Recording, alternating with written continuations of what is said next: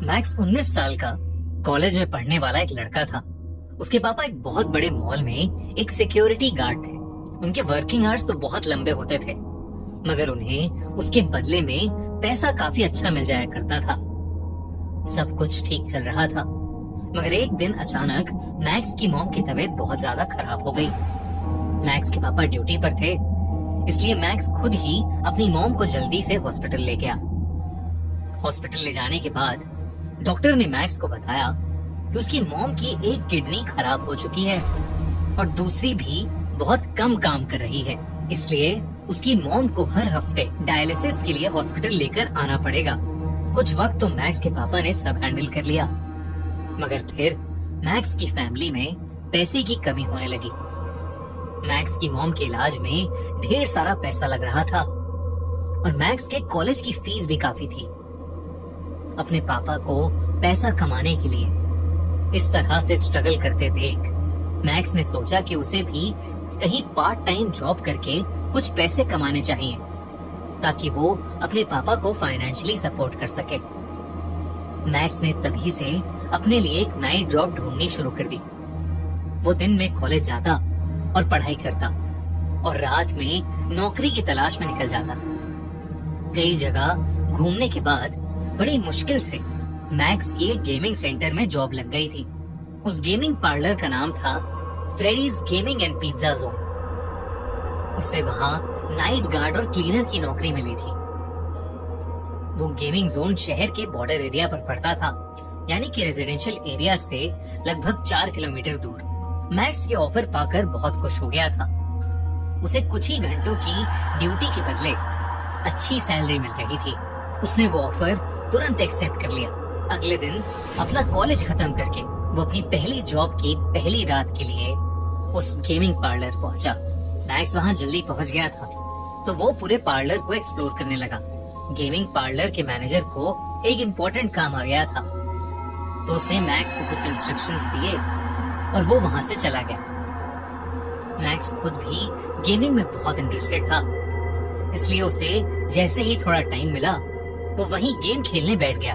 Max ने Freddy's के gaming area की पावर ऑन करने की कोशिश की, मगर लाइट जली ही नहीं। फिर उसने सोचा कि शायद मेन स्विच ऑफ है, तो वो बेसमेंट में मास्टर स्विच ढूंढने चला गया। उस बेसमेंट में ढेर सारे पुतले पड़े हुए थे। वो सब बिल्कुल रोबोट्स जैसे लग रहे थे, बस उनका भेस किसी एनिमेटेड कैरेक्टर जैसा था, जैसे कि वो सारे पुतले बहुत बड़े आकार के रंग बिरंगे खिलौने हों। मैक्स उन्हीं के बीच पावर स्विच ढूंढने लगा। इतने में अचानक से मैक्स के पीछे खड़े पुतले का सर हिला। ऐसा लग रहा था जैसे वो पुतला मैक्स को ही देख रहा है। मैक्स को लगा कि शायद ये उसका वहम है, इसलिए वो फिर से मेन स्विच ढूंढने लगा। पर तभी मैक्स को ऐसा लगा जैसे वो पुतले धीरे धीरे उसके पास आ रहे हैं। अचानक से उसे अपने पीछे से किसी के जोर से हंसने की आवाज आई, और वो जैसे ही पीछे मुड़ा उसने देखा कि सब कुछ बिल्कुल नॉर्मल था। कुछ ही देर में मैक्स को पावर स्विच मिल गया और उसे जलाते ही पूरे गेमिंग जोन की लाइट्स ऑन हो गई। मैक्स वापस से ऊपर चला गया और कुछ गेम्स खेलने की कोशिश करने लगा, लेकिन उस गेमिंग पार्लर की कोई भी गेम ठीक से चल ही नहीं रही थी। तभी उनमें से एक गेम का अलार्म बहुत जोर से बजने लगा। मैक्स ने उस अलार्म को बंद किया और देखा कि स्क्रीन पर प्ले नाउ का ऑप्शन आ रहा है। मैक्स खुश हो गया, क्योंकि उसे इकलौती ऐसी गेम मिल गई थी जो चल रही थी। मैक्स ने वो गेम खेलना शुरू कर दिया। उस गेम के कुछ रूल्स थे, जिनमें लिखा था कि प्लेयर को वो गेम 5 दिन के अंदर अंदर खत्म करनी होगी, वरना वो भी एक पुतला बन जाएगा। मैक्स ने वो सब सीरियसली नहीं लिया और अपनी मर्जी से कुछ भी उटपटांग खेलने लगा।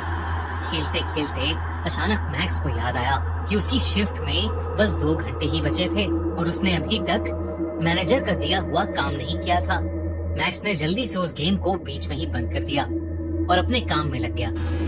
उसने मैनेजर के वापस आने से पहले जल्दी जल्दी सारा काम खत्म किया और उसके बाद वो अपने घर चला गया। 4 दिन तक यही चलता रहा। मैक्स घंटों तक वो गेम खेलता और फिर काम जल्दी से निपटा के निकल जाता। 5वें दिन मैक्स को अपने मैनेजर से बहुत डांट पड़ी, क्योंकि उन्होंने सीसीटीवी में देख लिया था कि मैक्स तो दरअसल गेम खेल रहा था। इस डांट के बाद मैक्स ने डिसाइड किया कि वो बस अब अपना काम ही करेगा। अगली रात फिर मैनेजर मैक्स के भरोसे उस गेमिंग जोन को छोड़कर बाहर निकल गया। ड्यूटी के दौरान मैक्स गेमिंग जोन की सफाई कर रहा था। सफाई करते करते जब वो बेसमेंट की ओर गया तो उसने देखा कि बेसमेंट का दरवाजा उसके सामने अपने आप खुल गया। मैक्स धीरे धीरे बेसमेंट में जाने लगा और तब पहली बार था जब मैक्स को देखा कि बेसमेंट के फर्श पर खून के धब्बे हैं। तभी अचानक से बेसमेंट में रखे गेम का स्क्रीन अपने आप ऑन हो गया। वो वही गेम था जो मैक्स पिछली 4 रातों से खेल रहा था। उस गेम का अलार्म जोर जोर से बजने लगा। मैक्स ने जाकर वो गेम ऑफ कर दिया और तभी उसे ऐसा फील हुआ जैसे कोई उसकी तरफ आ रहा है। उसने पलट कर देखा तो बेसमेंट के पुतले उसके पीछे एक दीवार के साथ खड़े थे, जिनमें से एक पुतला कहीं गायब था। मैक्स हर तरफ उस पुतले को ढूंढने लगा, क्योंकि वो जानता था कि मैनेजर हर चीज का इल्जाम मैक्स पर ही लगा देगा। मैक्स पूरे बेसमेंट में उस पुतले को ढूंढने लगा, मगर उसे वहां कुछ नहीं दिखा।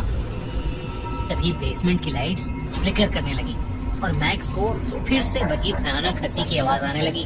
वो आवाज बेहद डरावनी थी और मैक्स के करीब आती जा रही थी। तभी उसने देखा कि 2 लाल आंखें सीढ़ियों से नीचे वाली जगह से उसे घूर रही हैं।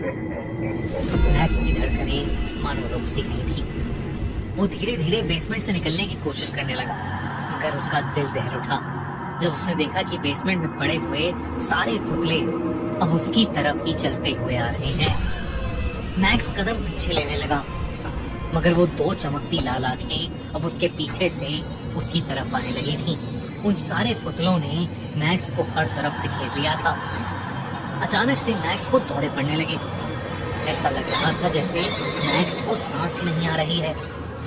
और फिर वो पुतले धीरे धीरे मैक्स के करीब आए और अपने नुकीले दांतों और हाथों से उसे काटने खींचने लगे। पूरी रात भर मैक्स की चीखें फ्रेडीज गेमिंग पार्लर में गूंजती रहीं, मगर कोई उसकी मदद के लिए नहीं आया। उस रात के बाद से मैक्स मिसिंग हो गया। पुलिस ने सीसीटीवी फुटेजेस भी चेक की, मगर उन्हें उन रिकॉर्डिंग्स में कुछ नहीं मिला। मैक्स के पेरेंट्स ने उसे बहुत ढूंढा, पर वो कहीं नहीं मिला। किसी का ध्यान उन पुतलों की तरफ नहीं गया, जो चुपचाप वापस बेसमेंट में जाकर खड़े हो गए थे, जैसे कुछ बदला ही ना हो। पर एक चीज जरूर बदली थी। उन पुतलों में अब एक पुतला और ऐड हो गया था, जिसके बारे में शायद ही कोई कभी जान पाएगा।